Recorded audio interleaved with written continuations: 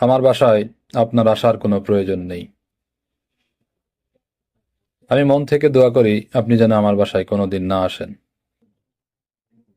আমার মতো সবাই চায় আপনারা যেন কোনোদিনও তাদের বাসায় না যান। আপনি আমার বাসায় না আসলে আমি খুশি। আমি কার কথা বলছি জানেন? আমি বলছি fire service, doctor, police, ambulance, এসব পেশাজীবী মানুষের কথা। তারা আপনার আশীর্বাদ হয়ে নয়, আপনার বিপদের দিনে, আপনার বিপদের সময় তারা আপনার বাসায় যাবে, যখন আপনার মহাবিপদ বা আপনি কোনো ঘোর বিপদে পড়েছেন। মোট কথা, আল্লাহ যেন আমার কোনো বিপদ না দেয় এবং তারা যেন আমার বাসায় না আসে। তবে হ্যাঁ, আপনি আসেন, তবে আমার বাসায় মেহমান হয়ে আসেন। ধন্যবাদ।